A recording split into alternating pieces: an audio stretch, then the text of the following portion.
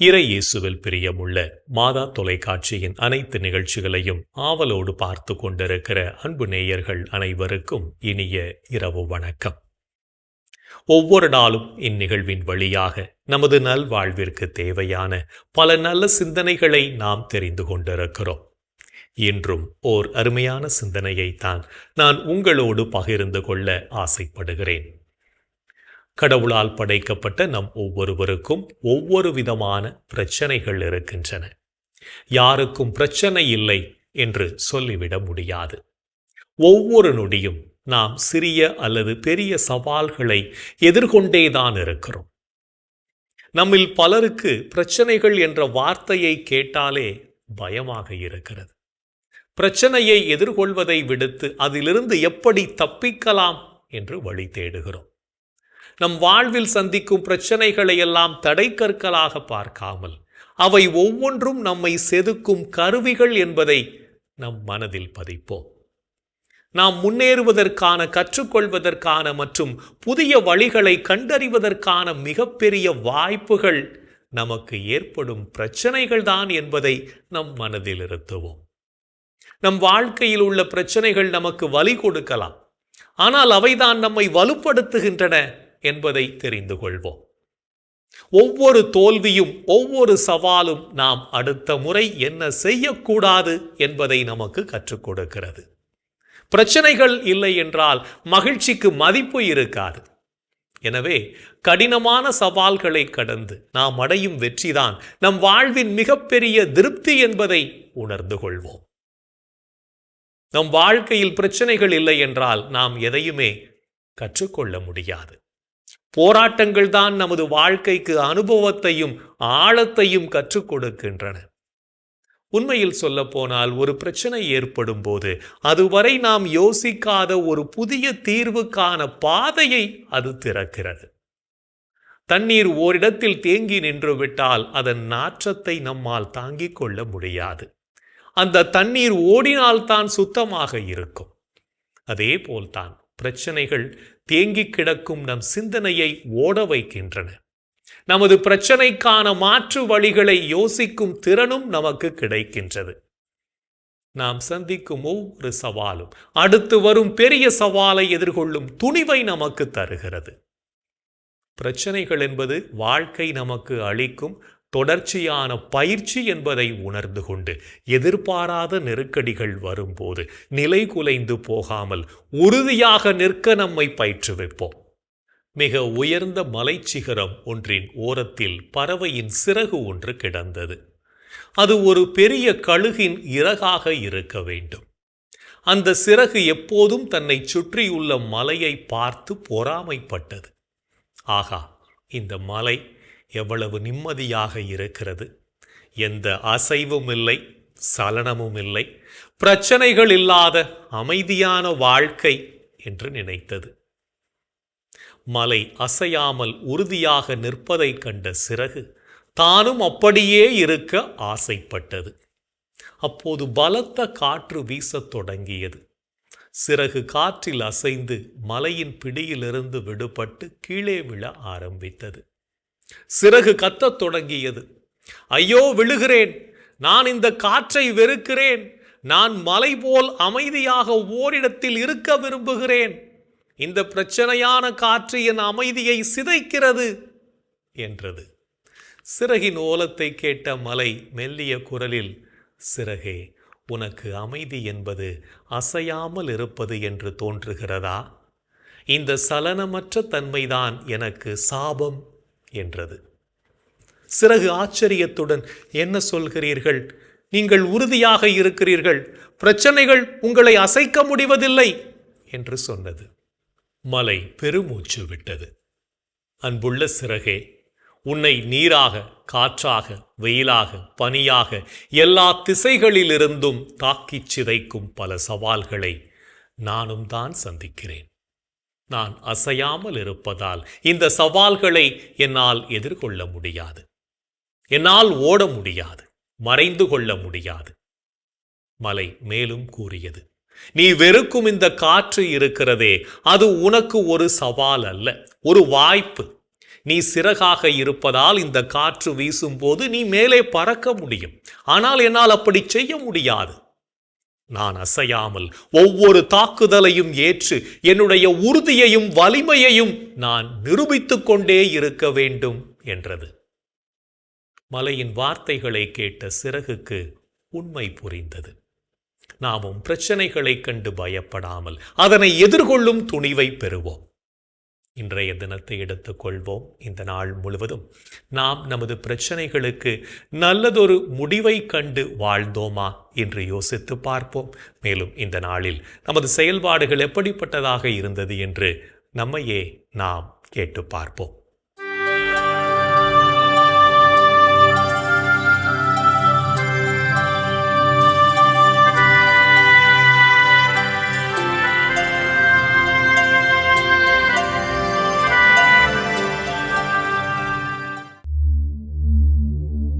இன்று நீங்கள் பெற்றுக்கொண்ட நன்மைகளுக்கு கடவுளுக்கு நன்றி கூறினீர்களா? தந்தையாம் கடவுளுக்கு நன்றி செலுத்துங்கள். அவர் இறை மக்களுக்கான ஒளிமயமான உரிமை பேற்றில் பங்கு பெற உங்களை தகுதியுள்ளவர்களாக்கியுள்ளார். இன்று நீங்கள் ஆண்டவருக்கு ஏற்புடைய செயல்களை செய்தீர்களா? நீங்கள் அனைத்திலும் ஆண்டவருக்கு உகந்தவற்றை செய்து அவருக்கு ஏற்புடையவர்களாய் நடந்து கொள்ள வேண்டும். இன்று நீங்கள் உங்கள் அருகில் உள்ளோரின் தேவைகளுக்காக இறைவனிடம் பரிந்து பேசினீர்களா? அனைவருக்காகவும் மன்றாடுங்கள், இறைவனிடம் வேண்டுங்கள், பரிந்து பேசுங்கள், நன்றி செலுத்துங்கள். இன்று நாம் இறைவனுக்கு ஏற்புடைய செயல்களை செய்திருந்தாலும் சமயங்களில் இறைவனுக்கு எதிராகவும் செயல்பட்டு பாவத்தில் விழுந்திருப்போம். அத்தகைய தருணங்களுக்காக மனம் வருந்தி மன்னிப்பு கேட்டு மனத்துயர் மன்றாட்டை ஜெபிப்போம்.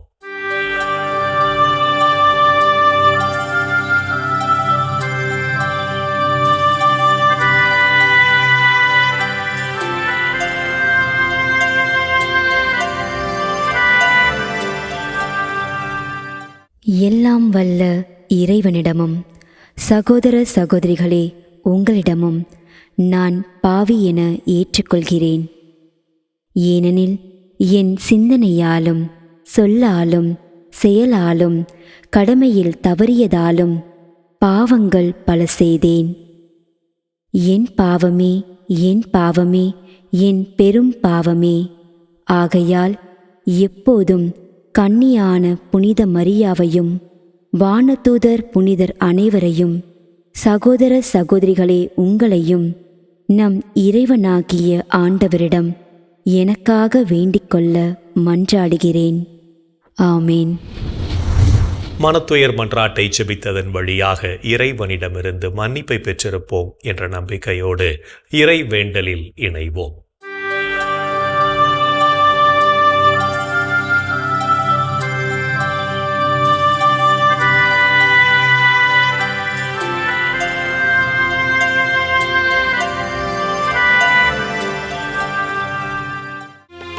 இறைவா இறைவா எமக்கு துணை புரிய வாரும். ஆண்டவரே எமக்கு துணை புரிய விரைந்து வாரும். தந்தைக்கும் மகனுக்கும் தூய ஆவியார்க்கும் மாட்சி உண்டாவதாக. தொடக்கத்தில் இருந்தது போல் இப்பொழுதும் எப்பொழுதும் என்றென்றும் இருப்பதாக. ஆமென்.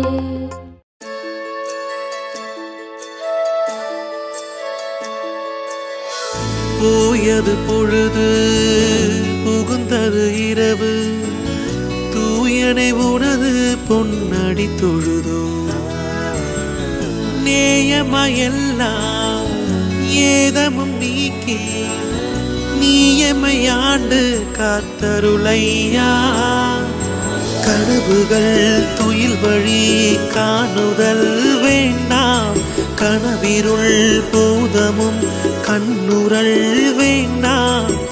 சினமுறு பகைவர் முரணலாம் வெல்வார், ஈனமும் உடலில் அணுகிடாது அருள்வார். ஆதியம் தந்தாய் அருள் புரிவீரே, அமலன மகனே அருள் புரிவீரே. ஜோதியே உருவாம் தூயாவியாரே, தொழுதனம் உமதடி அருள் புரிவீரே. ஆமென், ஆமென், ஆமென்.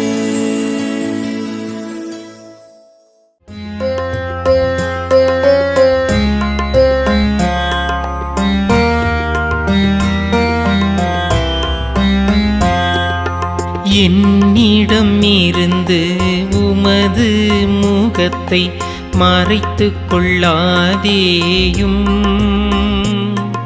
ஏனெனில் நான் உம்மீது நம்பிக்கை வைத்துள்ளேன். என்னிடமிருந்து உமது முகத்தை மறைத்துக் கொள்ளாதேயும், ஏனெனில் நான் உம்மீது நம்பிக்கை வைத்துள்ளேன். ஆண்டவரே, என் மன்றாட்டை கேட்டருளும். நீர் நம்பிக்கைக்கு உரியவராயிருப்பதால் உமது இரக்கத்திற்காக நான் எழுப்பும் மன்றாட்டுக்கு செவிசாய்த்தருளும். உமது நீதியின்படி எனக்கு பதில் தாரும். தண்டனை தீர்ப்புக்கு உம்மடியானை இழுக்காதேயும், ஏனெனில் உயிர் வாழ்வோர் எவரும் உமது திருமுன் நீதிமான் இல்லை. எதிரி என்னை துரத்தினான், என்னை தரையிலிட்டு நசுக்கினான். என்றோ இறந்தொழிந்தவர்களைப் போல் என்னை இருட்டில் கிடக்கச் செய்தான். எனவே என்னுள்ளே என் மனம் ஒடுங்கிப் போயிற்று, என்னுள்ளம் எனக்குள் சோர்ந்து போயிற்று. பண்டைய நாள்களை நான் நினைத்துக் கொள்கின்றேன். உம் செயல்கள் அனைத்தையும் குறித்து சிந்தனை செய்கின்றேன். உம் கைவினைகளைப் பற்றி ஆழ்ந்து சிந்திக்கின்றேன். உம்மை நோக்கி என் கைகளை உயர்த்துகின்றேன். வறண்ட நிலம் நீருக்காக தவிப்பது போல் என் உயிர் உமக்காக தவிக்கின்றது.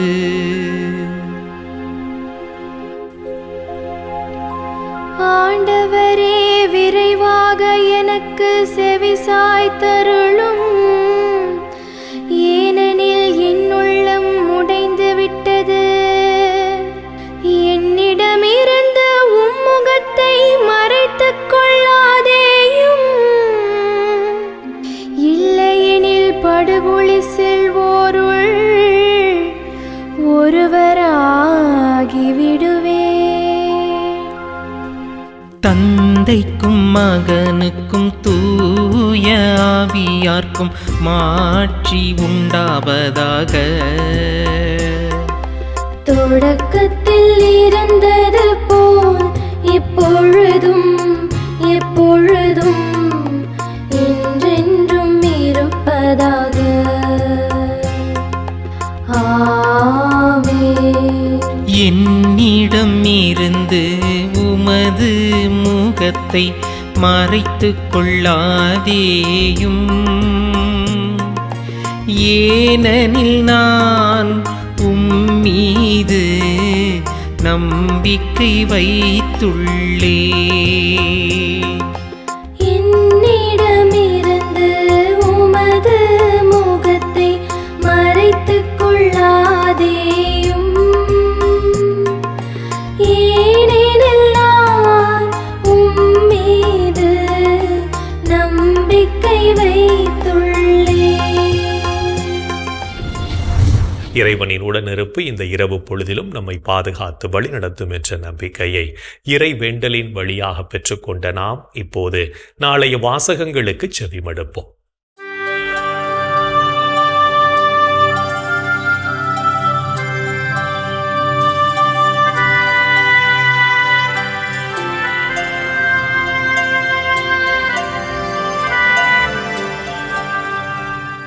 நாளைய திருப்பலி வாசகங்கள். முதல் வாசகம் திருத்தூதர் யோவான் எழுதிய முதல் திருமுகத்திலிருந்து வாசகம். அதிகாரம் 2, இறைவார்த்தைகள் 18 முதல் 21 முடிய. பதிலுரை பாடல். திருப்பாடல் 96. இறைவார்த்தைகள் 1 முதல் 2 மற்றும் 11 முதல் 13 முடிய. யோவான் எழுதிய தூய நற்செய்தியிலிருந்து வாசகம். அதிகாரம் 1, இறைவார்த்தைகள் 1 முதல் 18 முடிய. தொடக்கத்தில் வாக்கு இருந்தது, அவ்வாக்கு கடவுளோடு இருந்தது, அவ்வாக்கு கடவுளாயும் இருந்தது. வாக்கு என்னும் அவரே தொடக்கத்தில் கடவுளோடு இருந்தார். அனைத்தும் அவரால் உண்டாயின. உண்டானது எதுவும் அவராலன்றி உண்டாகவில்லை. அவரிடம் வாழ்வு இருந்தது, அவ்வாழ்வு மனிதருக்கு ஒளியாயிருந்தது. அந்த ஒளி இருளில் ஒளிர்ந்தது, இருள் அதன்மேல் வெற்றி கொள்ளவில்லை. கடவுள் அனுப்பிய ஒருவர் இருந்தார், அவரது பெயர் யோவான்.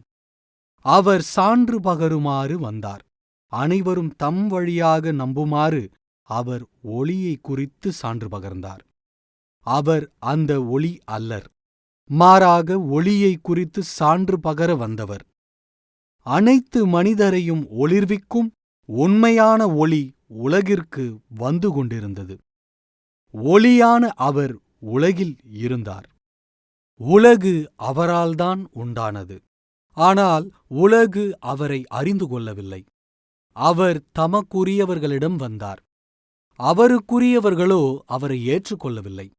அவரிடம் நம்பிக்கை கொண்டு அவரை ஏற்றுக்கொண்ட அனைவருக்கும் அவர் கடவுளின் பிள்ளைகளாகும் உரிமையை அளித்தார். அவர்கள் இரத்தத்தினாலோ உடல் இச்சையினாலோ ஆண்மகனது விருப்பத்தினாலோ பிறந்தவர்கள் அல்லர், மாறாக கடவுளால் பிறந்தவர்கள்.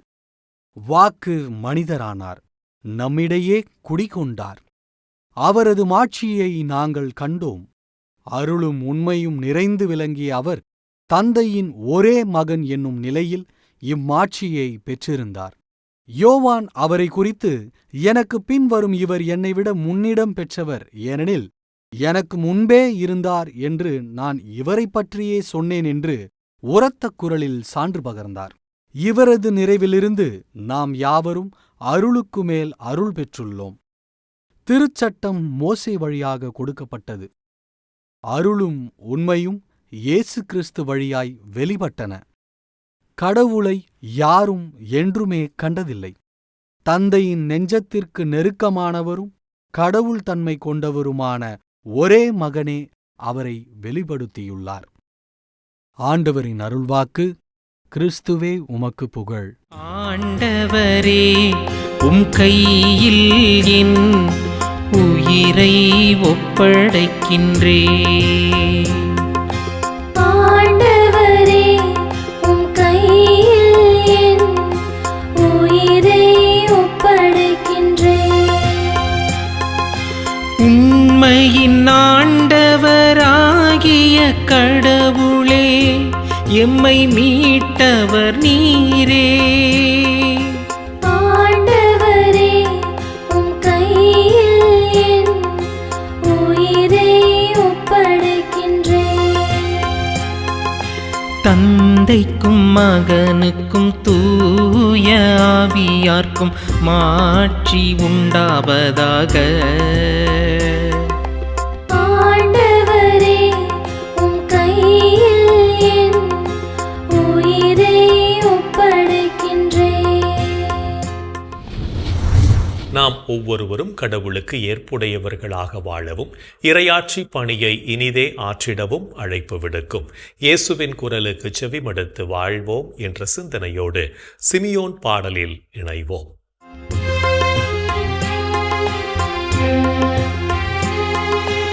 ஆண்டவரே, நாங்கள் விழித்திருக்கும் போது எங்களை காத்தருளும். நாங்கள் தூங்கும் போது எங்களை பாதுகாத்தருளும்.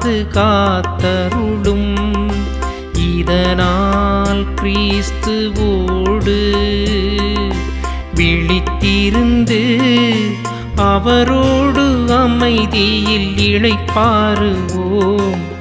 அவரோடு அமைதியில் இளைப்பாறுவோம். ஆண்டவரே, உமது சொற்படி உம் அடியான் என்னை இப்போது அமைதியுடன் போகச் செய்கிறேன். ஏனெனில் மக்கள் அனைவரும் காணுமாறு நீர் ஏற்பாடு செய்துள்ள உமது மீட்பை என் கண்கள் கண்டு கொண்டன. இம்மீட்பே பிற இனத்தாருக்கு வெளிப்பாடு அருளும் மொழி. இதுவே உம் மக்களாகிய இஸ்ரவேலுக்கு பெருமை. தந்தைக்கும் மகனுக்கும் தூய ஆவியார்க்கும் மாட்சி உண்டாவதாக. தொடக்கத்தில் இருந்தது போல் இப்பொழுதும் எப்பொழுதும் என்றென்றும் இருப்பதாக. ஆமென். ஆண்டவரே, நாங்கள் விழித்திருக்கும் போது எங்களை காத்தருளும். நாங்கள் தூங்கும் போது எங்களை பாதுகாத்தருளும். இதனால் கிறிஸ்துவோடு விழித்திருந்து அவரோடு அமைதியில் இளைப்பாறுவோம். அவரோடு அமைதியில் இளைப்பாறுவோம். இறைவன் நம்மை ஒவ்வொரு நொடி பொழுதும் அற்புதமாய் வழிநடத்தி கொண்டிருப்பதை சிமியோன் பாடல் வழியாக உணர்ந்து செபித்த நாம் இப்போது நாளைய புனிதரை பற்றி பார்க்கலாம்.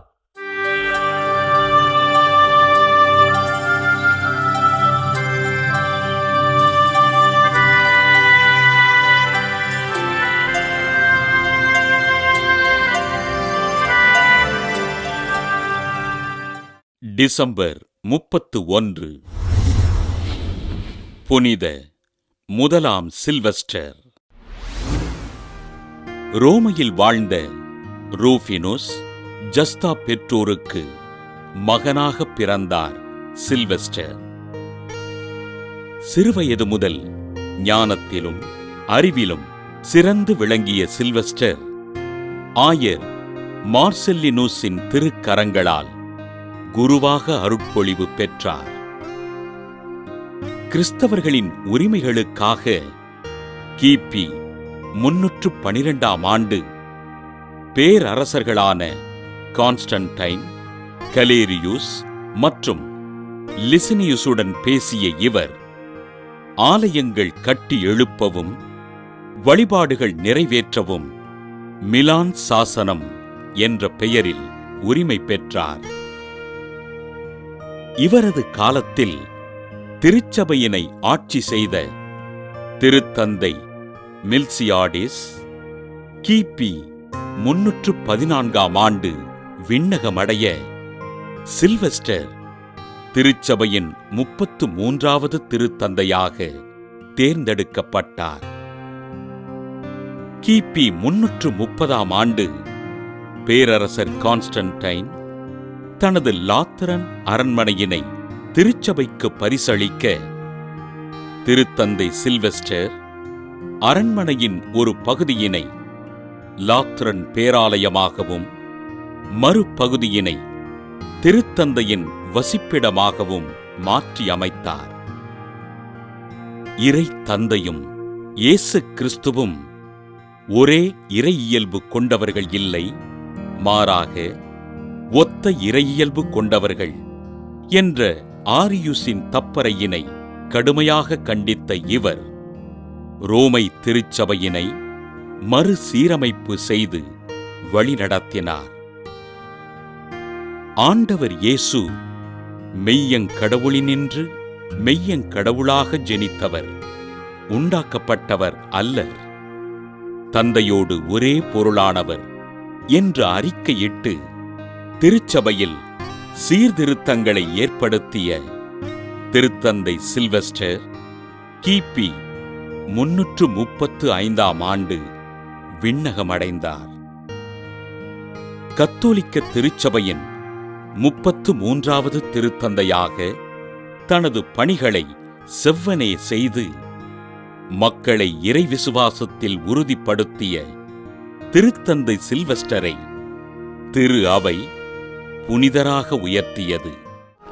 புனித 1ஆம் சில்வெஸ்டர் திருவிழாவினை கொண்டாடுகின்ற நாம் நேரிய வழியில் நடந்து உண்மைக்கு சான்று பகர தேவையான மன வலிமையினை ஆண்டவர் அருளும்படியாக ஜெபிப்போம். புனிதர்கள் ஒவ்வொருவரும் தங்கள் வாழ்க்கையின் மூலம் இறைவனுக்கு சான்று பகர்ந்து வாழ்ந்தவர்கள் என்பதை உணர்ந்தவர்களாய் நாமும் அவர்கள் வழியில் வாழ்ந்து இறை வழியில் பயணிப்போம் என்ற நம்பிக்கையோடு நாளைய தினம் மற்றவர்களை பற்றி புரணி பேசாமல் இருப்போம். என் அன்பு சகோதர சகோதரிகளே, கடவுளின் கருணை எண்ணி பார்த்து அவரை போற்றி புகழ்ந்து அவரை ஆராதிப்போம். இன்றைய நாளில் எத்தனை விதமான நன்மைகளை கடவுள் நமக்கு செய்திருக்கிறார். அவரை புகழ்வோம், அவருக்கு ஆராதனை செய்வோம்.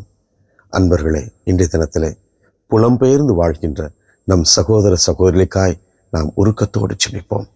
எங்கள் அன்பை உருவான இயேசு ஆண்டவரே, இதோ புலம்பெயர்ந்து வாழ்கின்ற என் சகோதரனை சகோதரி எண்ணி பார்க்கிறோம்.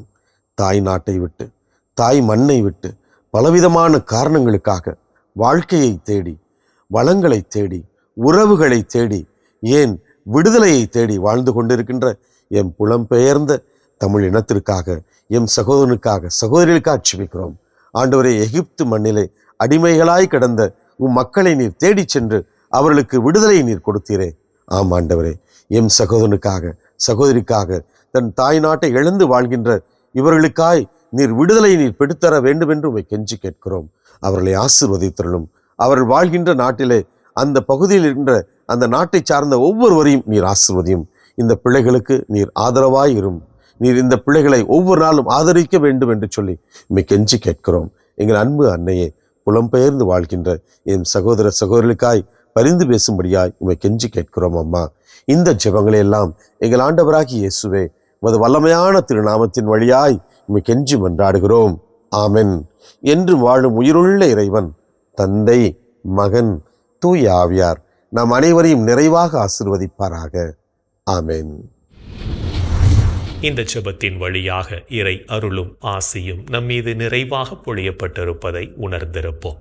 இறை ஆற்றலும் வல்லமையும் என்றும் நம்மில் தங்கும். அன்னை மரியாவும் நமக்காக இறைவனிடம் பரிந்து பேசி நம்மை கரம் பிடித்து வழி நடத்துவார் என்ற நம்பிக்கையோடு அவரின் துணை வேண்டி இந்த நிகழ்வை நிறைவு செய்யலாம். Good night.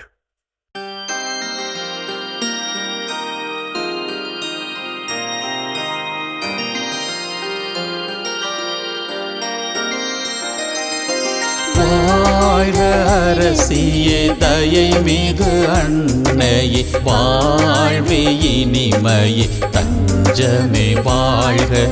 தாயகம் இழந்த ஏவையின் மக்கள் தாயே என்றும்மை கூவி அழைத்தோ.